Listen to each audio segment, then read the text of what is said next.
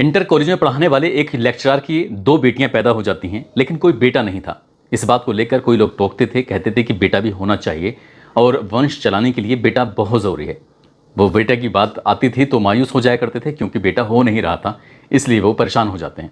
आखिरकार जेठानी एक दिन अपना बड़ा दिल करती है और बड़ा दिल करते हुए कहती है कि अगर तुम्हें कोई ऐतराज़ ना हो तो तुम मेरा एक बेटा गोद ले लो, तुम उसे अपने बच्चे की तरह पालो पोसो, मुझे कोई ऐतराज़ नहीं है, जैसे चाहे तुम उसको वैसे ही रखो। लेकिन देवरानी साफ इनकार कर देती है, कहती है कि मैं अपनी बेटियों के सहारे ही पूरी ज़िंदगी गुजार लूँगी, लेकिन मैं किसी का बेटा अपने साथ नहीं रखूँगी। आखिरकार वक्त बीत जाता है और वक्त बीतने के बाद फिर दो कत्ल होते हैं। कत्ल इतने भयानक रूप में कि जहाँ जहाँ तक इन कत्ल की गूंज गई थी वहाँ तक लोग सोचने पर मजबूर हो जाते हैं। आखिरकार कातिल पकड़े जाते हैं और कातिल पकड़ने जाने के बाद फिर वो जेल जाते हैं। मामला अदालत तक पहुंचता है और अदालत में जब मामले की जज साहब सुनवाई कर रहे थे तब उन्होंने पूरे किस्से, पूरी कहानी, पूरे इस मर्डर की पूरी रूपरेखा को सुना, समझा। वो कहते हैं कि इन कातिलों को तब तक फांसी के फंदे पर लटका के रखा जाए जब तक क्या इनके प्राण न निकल जाएं। जब ये जज साहब की प्रतिक्रिया अखबारों के माध्यम से लोगों तक पहुंचती है तो लोगों ने जानने की कोशिश की कि आखिरकार जज साहब ने ऐसा क्यों कहा, आखिरकार उन्होंने ऐसा क्या कर दिया था जिससे जज साहब को भी ये कहने के लिए मजबूर होना पड़ा। आज की कहानी सुनने के बाद आप लोग भी सोचने पर मजबूर हो जाएंगे कि इंसान अपने निजी स्वार्थों के चलते आखिरकार किस हद तक गिर जाता है, किस हद तक चला जाता है। आदाब, नमस्कार, सत श्री अकाल। मैं उस्मान सैफी। आज की जो सच्ची घटना मैं आपको सुनाने जा रहा हूं, ये सच्ची घटना है उत्तर प्रदेश के जिला हाथरस की। जिला हाथरस की सदर कोतवाली क्षेत्र के आगरा रोड पर एक कॉलोनी है जिसका नाम है आशीर्वाद धाम कॉलोनी। बात कर रहा हूं 22-23 जनवरी 2025 की रात लगभग 1:30 बजे के आसपास का वक्त हो रहा था। एक महिला जो अपने घर के आंगन में आराम से सो रही थी, सोते सोते वो सपना देख रही है कि कोई उस पर जानलेवा हमला कर रहा है। हालांकि उसने इधर उधर बचने की जैसी कोशिश की, लेकिन अचानक से उसकी जब आंख खुलती है तो उसके सामने दो व्यक्ति खड़े हुए हैं जिनके हाथों में सचमुच धारदार हथियार होते हैं। इससे पहले कि वो महिला बचने की कोशिश करती, कुछ चीखती चिल्लाती, तब तक उसके गले पर एक के बाद एक कई वार कर दी जाते हैं। लेकिन फिर भी उस महिला ने हिम्मत नहीं हारी और वो जोर जोर से चीखने लगती है। चीखते चीखते सबसे पहले कहती है कि राम बचाओ, राम बचाओ। जैसे ही राम को आवाज लगाई जाती है, राम क्योंकि उनके ही घर की छत पर किराए पर रहता है, राम ने जोर जोर से चीखना चिल्लाना शुरू किया कि मैं आता हूं, तुम्हें परेशान होने की जरूरत नहीं है। जैसे ही राम ने कहा कि मैं आता हूं, तुम बिल्कुल परेशान मत हो, यह आवाज बाहर तक पहुंच जाती है। बाहर एक योगी मासाब के नाम से मशहूर, वो भी सुन रहे थे आवाजें। उसके बाद जोर जोर से योगी मासाब भी चिल्लाते हैं, चीखते हैं, कहते हैं कि परेशान होने की जरूरत नहीं है गोरी भाभी, मैं अभी आता हूं, अभी आ रहा हूं।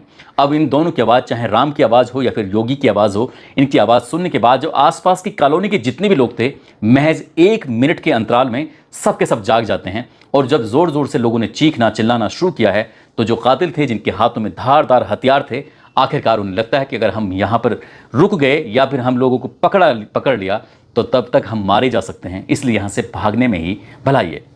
दोनों अपने हथियारों के साथ जो भी मौके पे मिलता है समेटते हैं और समेटने के बाद यहाँ से भाग जाते हैं और वो तब तक भागते रहते हैं जब तक क्या कोई उन्हें पकड़ न ले।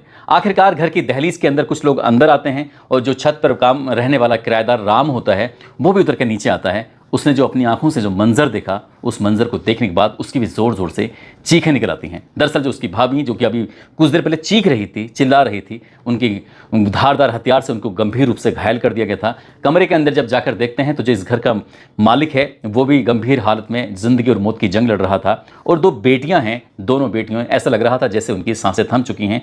ऐसे कुछ देर पहले, अभी चीखों से कुछ देर पहले की बात थी, जैसे लग रहा था जैसे क्या उनके साथ खून की होलियाँ खेली गई हैं। तभी योगी मां साहब ने तुरंत ही 112 नंबर पर कॉल किया। 112 नंबर पर कॉल करने के बाद कहा कि आप अपने ही सदर कोतवाली क्षेत्र के आगरा रोड पर कॉलोनी है आशीर्वाद धाम कॉलोनी, आप जितनी जल्दी हो सके वहां पर पहुंच जाइए। रात के लगभग 1:30 बजे के आसपास का वक्त हो रहा था। पुलिस 5 मिनट में वहां पहुंच जाती है। बड़े बड़े अधिकारी मौके पर आते हैं और मौके पर आने के बाद देखा 2 लड़कियां हैं, दोनों मर चुकी हैं और जो घर का मालिक है गंभीर रूप से घायल हो चुका है। जो मालकिन है वो भी गंभीर रूप से घायल हो चुकी है। जो घायल थे उन्हें उपचार के लिए हॉस्पिटल लेके जाया जाता है। महिला का नाम होता है वीरांगना उर्फ गौरी और पति का नाम होता है छोटेलाल गौतम, जो कि जिंदगी और मौत की जंग लड़ रहे थे। इनकी 2 बेटियां, एक बेटी 12 साल की नाम सृष्टि होता है, साथ ही एक बेटी 8 साल की जिसका नाम विधि होता है। दोनों ही खून से लथपथ थीं। डॉक्टरों ने जैसे ही चेकअप करने की कोशिश की वो दम तोड़ चुकी थीं, यानी कि वो मर चुकी थीं। आखिरकार पति पत्नी को हॉस्पिटल लेके जाते हैं और हॉस्पिटल जाने के बाद जब उनका इलाज शुरू होता है तो पूछा जाता है, क्योंकि पति तो बोलने की स्थिति में था ही नहीं, वो लगभग 1.5 साल पहले से ही एकदम शांत हो गया था, खामोश हो गया था। अब उसकी खामोशी कुछ जवाब देने को तैयार नहीं थी, हालांकि उसको मरा हुआ समझकर ही उन्होंने छोड़ दिया था। आखिरकार महिला को होश आता है और होश आने के बाद बस उसके मुंह से सबसे पहला नाम निकल के आता है विकास। वो कहती है विकास घर आया था, पति का चचेरा खानदानी भतीजा है, अपने एक दोस्त के साथ, जिसका नाम लल्लू पाल है, उसके साथ आया था, रात आए थे। आखिरकार कहानी शुरू होते है उत्तर प्रदेश के जिला फतेहपुर का एक थाना लगता है जहानाबाद, इसी जहानाबाद थाना क्षेत्र का एक गांव लगता है किशनपुर कापिल। दरअसल यहाँ का रहने वाला एक व्यक्ति जिसका नाम होता है छोटेलाल गौतम। छोटेलाल गौतम जब गांव में रहता था, घर का काम भी करता था, सारे काम करने के बावजूद भी वो पढ़ाई से उसका इतना दिल लगा हुआ था कि बिना पढ़ाई के वो रह नहीं पाता था। पढ़ने में शुरू से ही होशियार, उसने एक फैसला कर लिया था कि वो बड़े होकर या तो प्रोफेसर बनेगा या फिर किसी इंटर कॉलेज में टीचर बनेगा। आखिरकार उसकी मन की मुराद पूरी हो जाती है। साल 2003 की ये बात है, ज्योग्राफी में उसका सिलेक्शन हो जाता है और वो एक इंटर कॉलेज में प्रवक्ता बन जाता है। उत्तर प्रदेश के जिला हाथरस का चंदप्पा एक जगह लगती है, उसके गांव लगता है मीतई। मीतई गांव का जवाहर स्मारक इंटर कॉलेज में भूगोल के प्रवक्ता जब बन जाते हैं, अब जिंदगी यहां से पटरी पर आ जाती है। एक लड़की जिसका नाम होता है वीरांगना उर्फ गौरी, उससे शादी हो जाती है और वक्त जैसे जैसे आगे बढ़ रहा था वैसे वैसे खुशियां भी बढ़ रही थीं। 2 बेटियां पैदा हो जाती हैं, एक का नाम सृष्टि रखा जाता है और दूसरे का नाम विधि रखा जाता है। बेटियों को मन से पढ़ा रहे थे, लेकिन एक बात, एक तकलीफ थी जो हमेशा लोग देते रहते थे, याद दिलाते रहते थे। कहते थे कि बेटियां तो हो गई हैं, बेटा भी पैदा कर लो। लेकिन ये सब कुदरत के हाथ में होता है, ये किसी इंसान के हाथ में होता तो वो कुछ भी कर सकता था। लेकिन जो बेटियां थीं, उन्होंने कहा कि इन दोनों बेटियों से ही सब्र करेंगे, अब इससे ज़्यादा कुछ नहीं।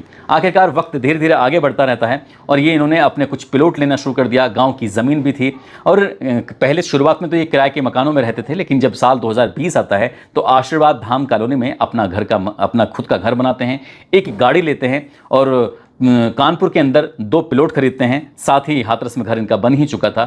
जिंदगी बेहतरीन चल रही थी, पटरी पर दौड़ रही थी और हर तरह की खुशियां घर में मौजूद थीं। लेकिन एक दिन कुछ ऐसा आता है कि इनके 22 फरवरी 2024 की बात है, अचानक ही जो शिक्षक होता है छोटेलाल गौतम, उन्हें ब्रेन हेमरेज हो जाता है और ब्रेन हेमरेज होते ही उनका शरीर के हिस्सा काम करना बंद कर देता है।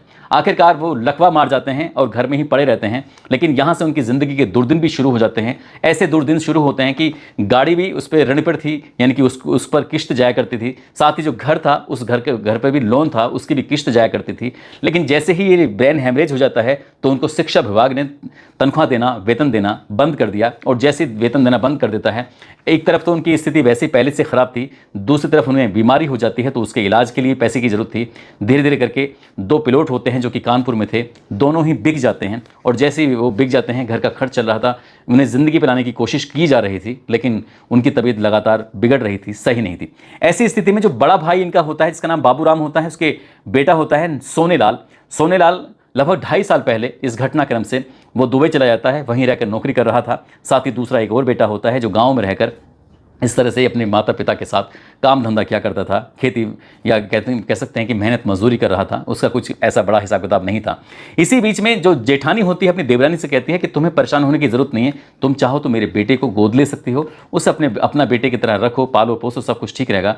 ये जब साफ इनकार कर देते हैं, तभी इस घर में ऐसी प्लानिंग शुरू हो जाती हैं। खासकर जो दुबई में बैठा हुआ सगा भतीजा होता है, इसका नाम सोनेलाल होता है, वहीं से बैठा बैठा प्लानिंग करता है, क्यों ना अगर इन चारों को ही मार दिया जाए, यानी कि चाचा चाची साथ ही 2 बहनें होती हैं, इनको ही मार दिया जाए तो ये हमेशा हमेशा के लिए ज़िंदगी का किस्सा खत्म हो जाएगा। इनकी जो प्लॉट हैं, इनकी जो घर हैं, उनकी जो ज़मीन है, सब कुछ अपनी हो जाएंगी। और इसके लिए उसने प्लान तैयार कर लिया। और तैयार करने के बाद गाँव का ही रहने वाला एक लड़का होता है विकास, और उसका एक दोस्त होता है जिसका नाम होता है लल्लू पाल।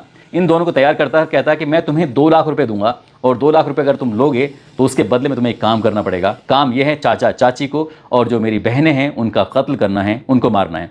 अब इसके लिए तारीख तय कर दी जाती है। वो बीच बीच में जाते थे और जाने के बाद अपने रैकी वगैरह करते थे। वो पूरा जो इतिहास था, जो वहाँ का भौगोलिक दृश्य था, वो सब कुछ समझ चुके थे। अब विकास ने प्लान बनाया। 23 जनवरी 2025 की ये रात की बात है। आखिरकार वो हाथरस पहुंचते हैं। हाथरस जंक्शन से सिटी स्टेशन से कॉलोनी में पहुंचते हैं और उन्होंने शराब पी हुई थी। हालांकि वो पहले भी आया हुआ था विकास, इसलिए घर वालों को कोई एतराज़ नहीं था। 9:10 पर घर में एंट्री करता है और एंट्री करने के बाद खाना वाना खाता है।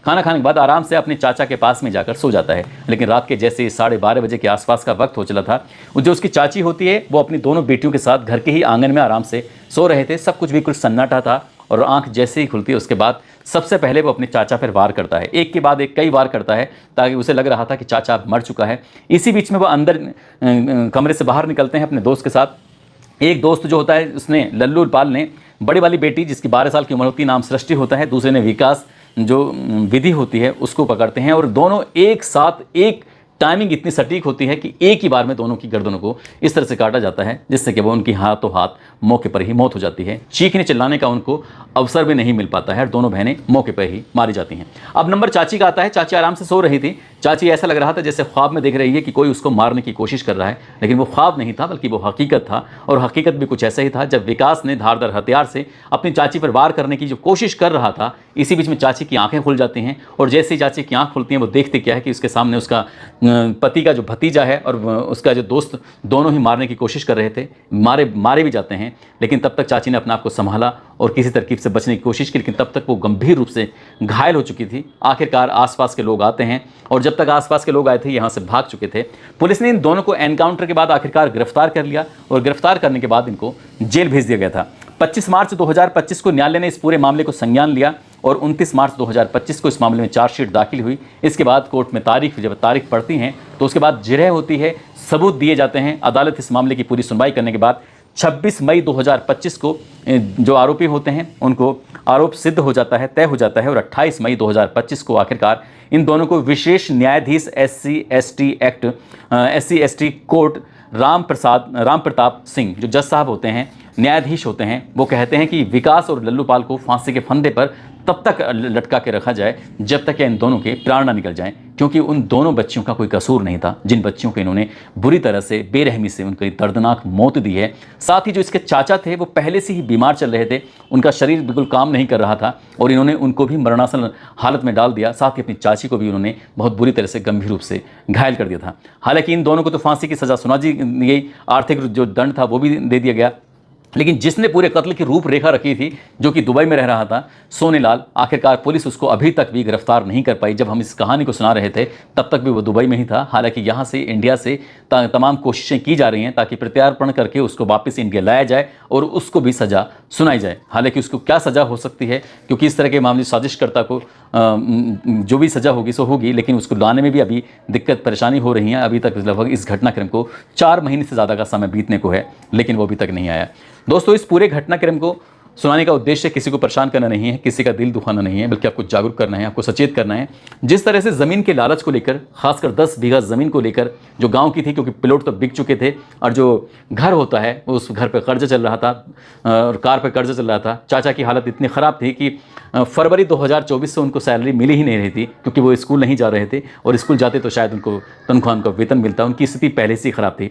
10 बीघा ज़मीन के लिए 2 कत्ल कर आखिरकार उन्होंने क्या साबित किया। और माँ ने भी शायद इसमें कहीं ना कहीं जो रोल था अपने बच्चों को समझाने का, वो समझाने से गई, लेकिन कहीं ना कहीं वो चाहती थी कि ज़मीन हमें मिले, इसलिए वो अपने बेटे को गोद देना चाहती थी। हालांकि पुलिस प्रशासन की जाँच का विषय है कि उसमें क्या है क्या नहीं, ये तो खैर वो भी बता सकते हैं, लेकिन जो भी होता है वो बहुत भयानक होता है।